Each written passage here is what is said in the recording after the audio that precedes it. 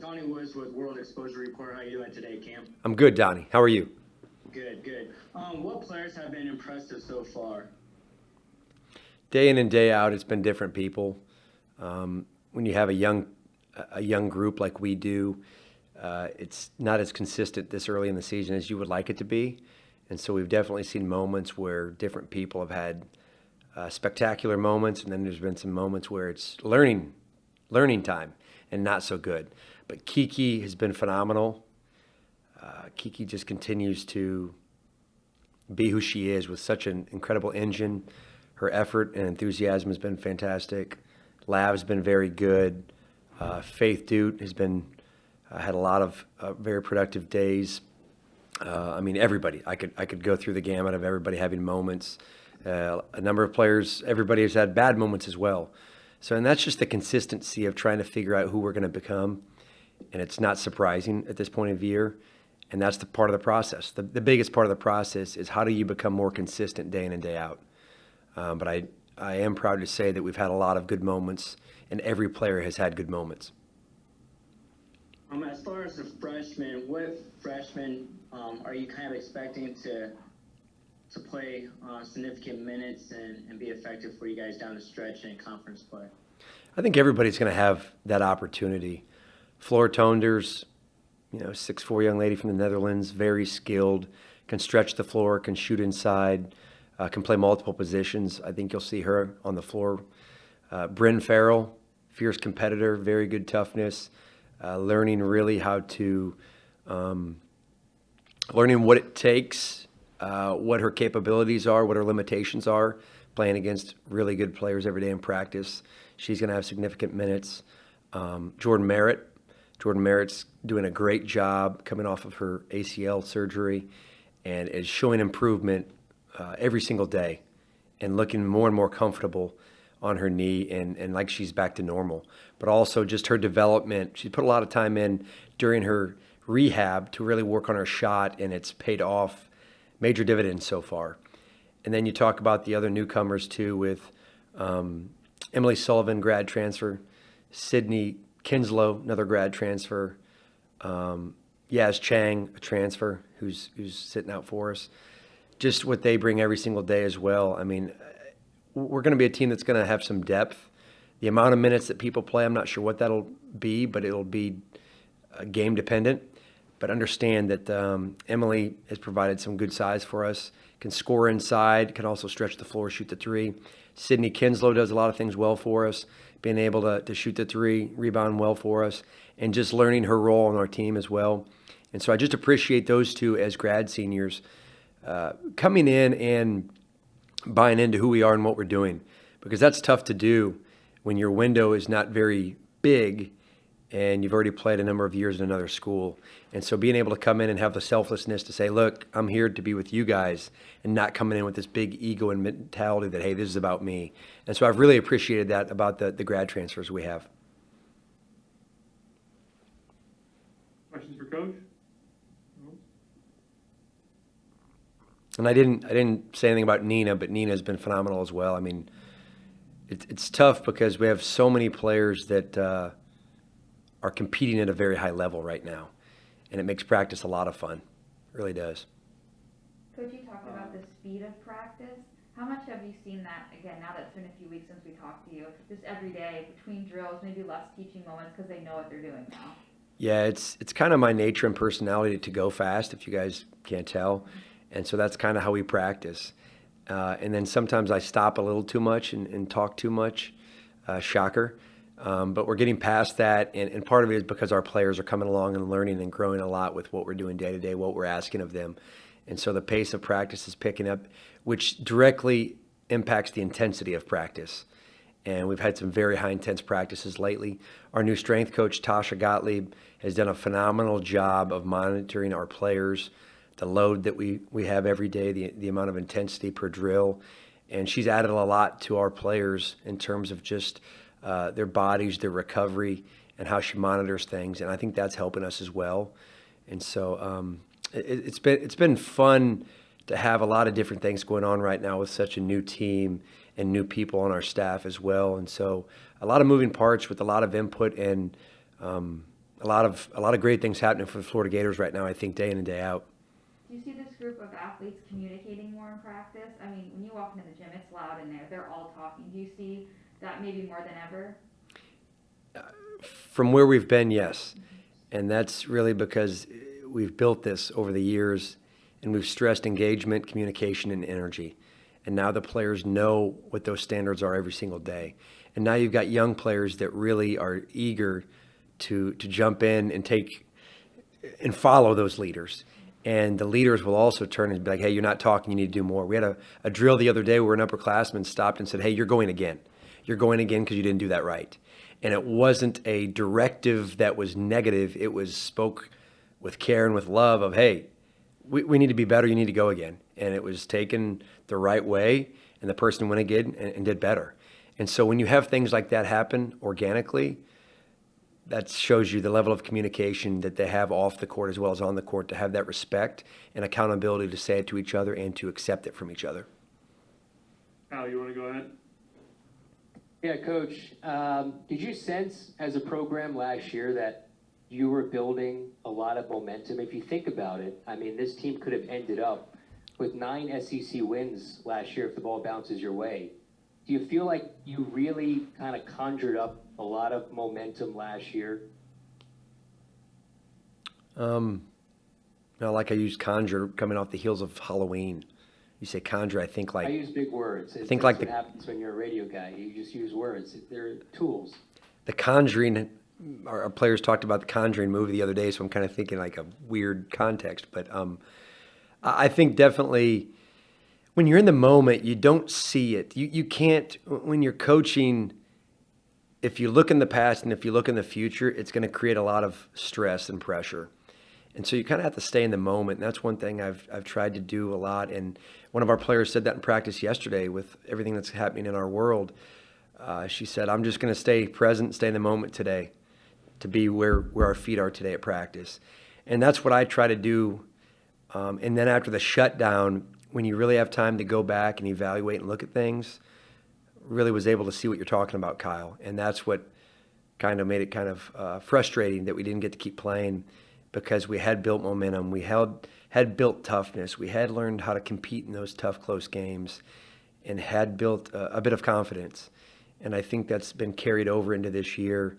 And whether or not that will show itself in results, I'm not sure, but I know it's showing itself every day with who these upperclassmen are becoming and the way they are influencing their teammates and the way they're caring for their teammates. So hopefully that will result in great things. Worst case scenario, it's building great character with our program, and these young ladies are leaving here as better people. What have you seen from Danielle Rainey? Of course, the disappointment for her last year of tearing her ACL weeks before the season starts, and she has to sit on the bench and essentially just cheer on her team from a distance. Now she finally gets the opportunity to play. So now that she's playing, what do you see from her? What can we expect from her from a production standpoint?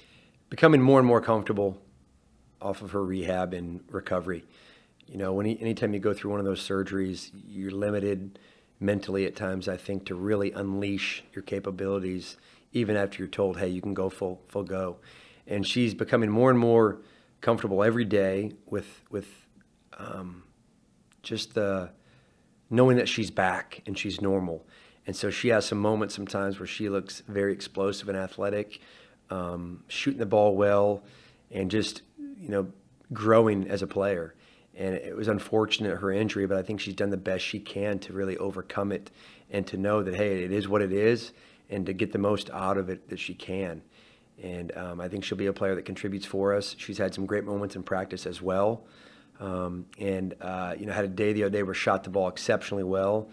And if she has her right mindset and keeps her eyes on the rim, she's a player that can put points on the board. Nina Ricards, too. She entered the starting lineup last year and spent pretty much the bulk of the year in the starting lineup, and a key defender for you guys, can hit that elbow jumper. Where do you see her progression now in year 2? I mean, she saw a lot of minutes last year as a freshman. Yeah, she did. Just an understanding of knowing what it takes day in and day out to compete at this level in the SEC. At times as a freshman, you can be almost naive, or you can be shell-shocked. And I think at times last year she had a little bit of both, but now she's really taken it on and learned the amount of effort it takes every day. And you want to talk about a young lady that is really hard on herself and that wants to be great? That's Nina. And Nina, sometimes you don't even need to say anything to her. She's like, I know, and I need to go harder. I should have commanded the floor better. She recognizes it and has that awareness, but her effort's there. And so now the hardest thing is to get the effort up there. But once you have the effort, then if you can learn to be smarter and make more of the right plays, then you got a chance to be special. And that's what she's doing right now. And, it's fun to watch, and having such a great kid that wants to be great and that has the right attitude, it's fun to coach. Final one for me, and you had a new addition to your staff over the offseason, not just in the strength and conditioning part of it, but also in your coaching staff. Julian, what can you tell me about Julian and what he brings to the table?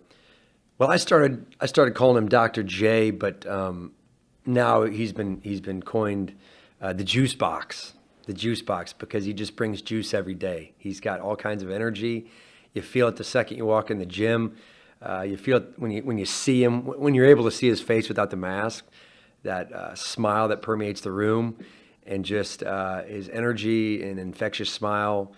And he fires people up. I mean, hype man, whatever you want to call him, but also he will stop and coach and just really challenge our players, and does it in such a good, positive manner that we love having him around. Great family. When his boys are able to be around, they're amazing. Great wife and Kaylee, and we're glad that they're part of this, and just really excited for the staff we have and the team and where we are with everything, and really like how close we've all became through COVID. And that's the one piece too with recruiting being shut down, is it's allowed us to be around our players more and to really build those relationships more consistently, because you're with them every day, which has been a lot of fun. It's been a blessing. Thanks, Cam. Thank you, Kyle. I have a question. Will Christy bring it? Sorry, Sam's a little behind. So Cam, you mentioned just how close those last minute games were a year ago, how it impacted the total win-loss record. How have you applied that to practices this season? Because Lavender brought it up as well in terms of the team goals. But what have you, whether it's in practice or just talking about, what's the difference now? We change the rules in the middle of drills sometimes. Changing the rules is like the end of a game where all of a sudden there's a foul called that should not have been a foul, or there's a turnover. How do you react when all of a sudden the rules are changed and adversity hits and you have to keep playing? Trying to create stressful moments where they're tired and they think they're done, and then you have to do more because maybe that's overtime, or maybe that's that extra possession you have to get. So trying to create ways that create mental stress to where now they've got to stay focused, locked in, and perform a task given to them. And so it's how you organize practice. It's how you give them curveballs during practice, and it's how you don't give them all the answers and let them play through it more. And that happened organically in games last year. So now giving them reminders of, all right, the reason why we did this is because that's real life.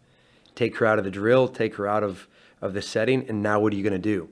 Because that's what happened in some of those games last year where we were not able to finish quite as well as we wanted to. And last question, we basically spoke about 2 to 3 weeks ago. 2 parts. What has this team shown you that to the point where now you're like, oh, wow, we could probably do this on top of what we originally planned? And what's been an area of disappointment that, like right now, is causing you a little bit of sleepless nights? Sleepless nights is Manu being in Brazil still. A fabulous young lady who helps us everywhere. Helps us on the court, helps us off the court, helps us in the locker room. Just an amazing person with a great heart, so steady. And we can't get her here. And it's to no one's fault. Whether it's our country, whether it's COVID, it doesn't matter. We can't get her here. And being in a profession where we try to serve and provide answers and avenues for, to fix things, there's nothing we can do. And I've really noticed what she brings to us and what she would do for us every single day.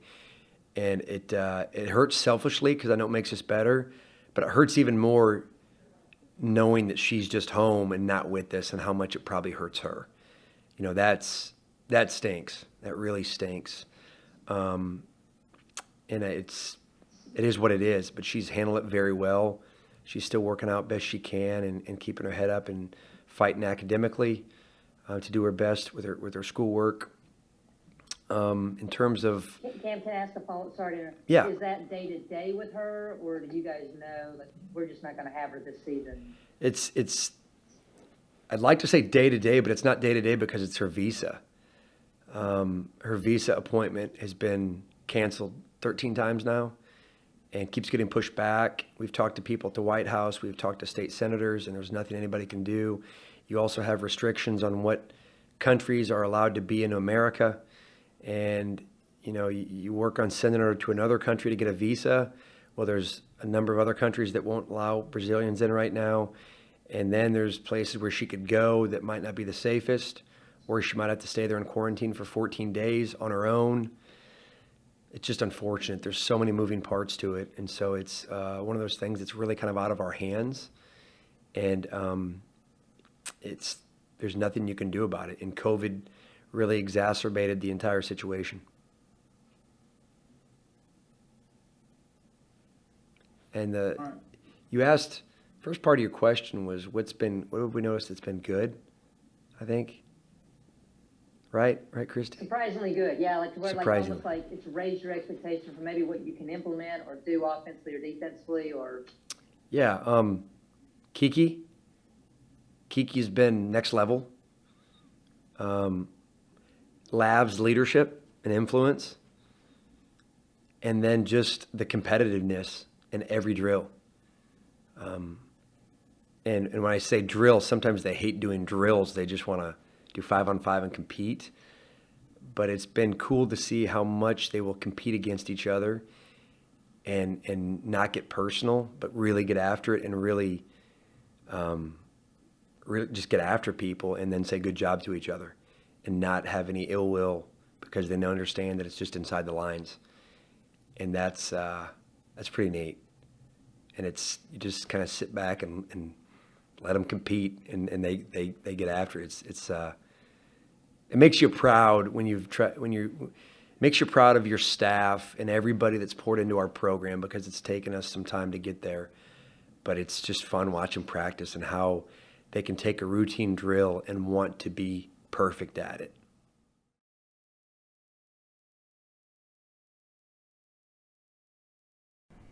Lav, a couple weeks ago when we talked to Cam, he was saying how he gave an example of like Yaz maybe defended you really well. And instead of you getting frustrated about that, you're like, thank you for making me better. Can you talk about that and how different it is this year, all of you kind of building each other up and knowing that if it's competitive in practice, it's to get you guys better?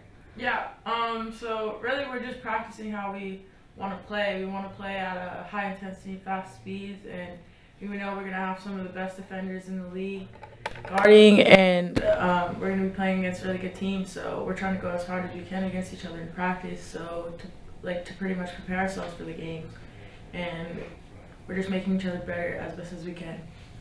Do you feel like the speed of the team is much faster this year, even you can tell in practices already? Yeah, as of right now, I feel like we're playing faster. We haven't gotten all of our offensive sets down yet, but we're still working on that, and I feel like once we get all of those down pat and stuff, we'll be getting to play even more faster. I can't really compare it to last year because, I mean, we haven't really seen a game yet, so it's not really the same yet, but we're playing pretty fast. Talk about the growth of Faith, your fellow classmate, from last year to this year already. What have you seen out of her? She's gotten a lot stronger and a lot more confident, and she's really stepped out. She's kind of stepped into a leadership role, and she's had a bigger voice throughout the practices now, and she's, like I said, she's just playing with more confidence, and she's playing as best as she can in practice to prepare herself for the game. So when the time comes for the lights come on, she'll be ready. What's maybe one thing in the off season that you knew you really wanted to work on to make better your second year here? I definitely wanted to make my handles a little bit tighter and be more consistent while I was shooting. Also trying to help my teammates and evolve the team like around me and help them become as best as they can be as I grow as well. So just being an overall player.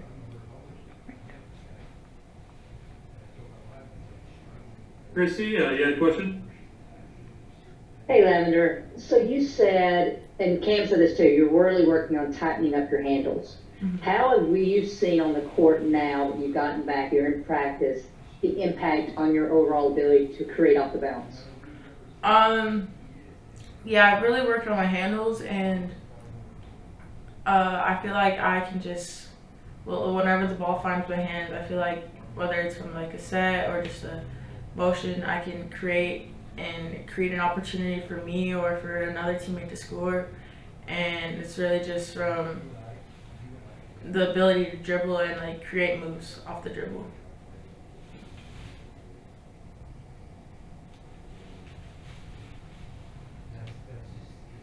And I mean, obviously, you exploded on the scene a year ago. 26, I think, of 29 games, double-figure scoring. But what are your individual goals for you? Not so much for the team. I'll get to that in a second. But for you, for this season, going into your sophomore year. Individually, my goal is probably to be just as best as I can be. Tighten up on turnovers because I had quite a few last year, and have better shooting percentages, and probably finish around the key a lot more efficiently, and like I said, just help my teammates become as best as they can be while I try to be as best as I can be as well. And it made a comment that all of you young came to Florida to be a part of a movement. So I'll ask you now, what are your team goals for this season? The team goal is to really tighten up and finish games that we could have finished last year, that we just lost by not being disciplined enough. I feel like we could have a better overall team, like a score, or what's it called, like a win-loss ratio last year, and it's really just to put Florida on the map and be as best as we can be as a team, and to help this program grow and become somebody that when you hear our name, we're somebody to fear. And so last question, I mean, one thing that for all the games I did of yours, you were always one of the first players in that gym shooting, but you were always staying afterwards and shooting as well. You've talked about you want to increase shooting percentage. Is there a tangible goal that you have in mind?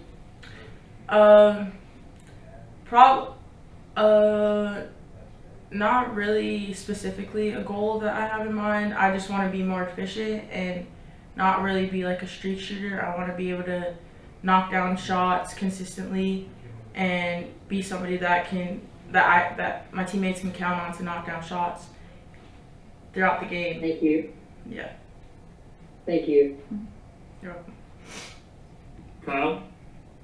Lav, what was your first year like in the SEC? Obviously, it's one of the best conferences in women's basketball. So for you, when you just your first time through the SEC, what stands out to you about just the competition in the league? It was a lot of fun, and I learned a lot from last year, the competitiveness and the toughness that I need to bring as an individual, and the types of shots I would be able to create and to get off and stuff, and what I needed to work on to be able to create shots that I want to get off, and how the type of passes I can make to get my teammates involved, what I can and cannot do. So I feel like last year was just a learning year to prepare myself for these next few years. Lav, do you see yourself as more of a vocal leader now because of, from a production standpoint? I mean, you were an all SEC performer, about 15 points per game. Do you feel like with the production that you had last year that you almost have to step into more of a vocal role because of the amount of minutes and how important you are to this team?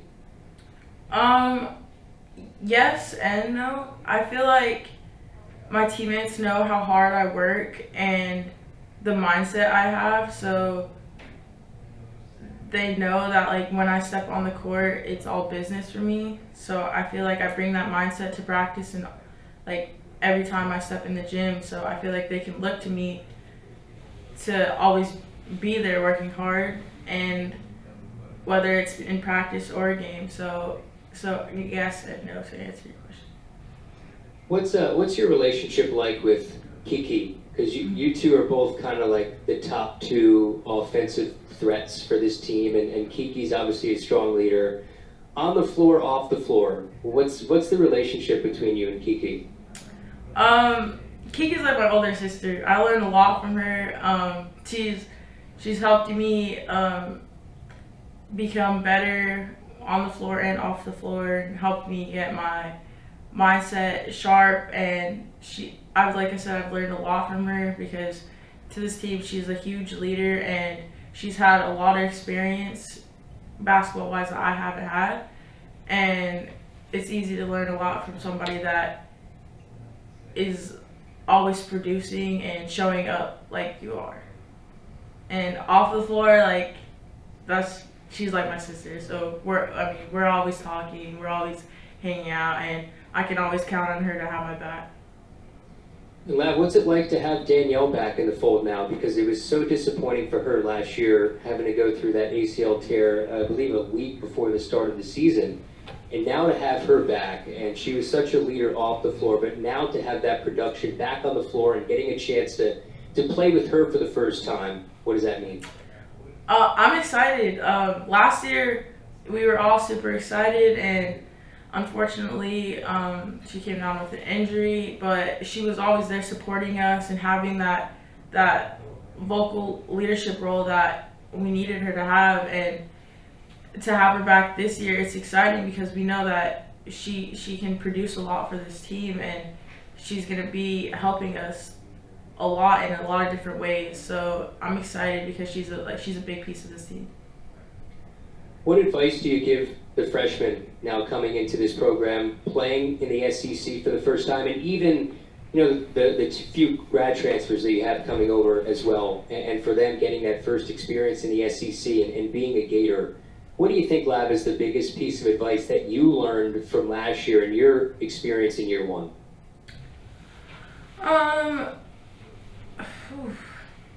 I would probably just say to play hard, and I mean there's always going to be wins and losses, but to really learn from your losses to help make you a better player, because losses are just as important as wins, and you can win or not win. You can learn more from your losses than your wins. So probably just play hard, and when you do fall, pick yourself up and become even better from it.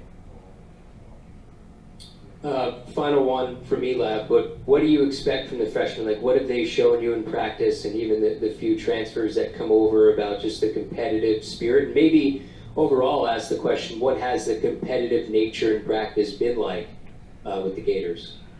From the freshmen, I expect them to compete and to bring their best every time they step on the court, and so far they have. And I mean, they're learning, and I mean, they're freshmen, so they're learning every time they step on the court, but so far they've played their hardest and brought their best to the table, and that's all I really expect from them, is to always bring their best to the table. Thank you. Mm-hmm. Any other questions for Lab yet?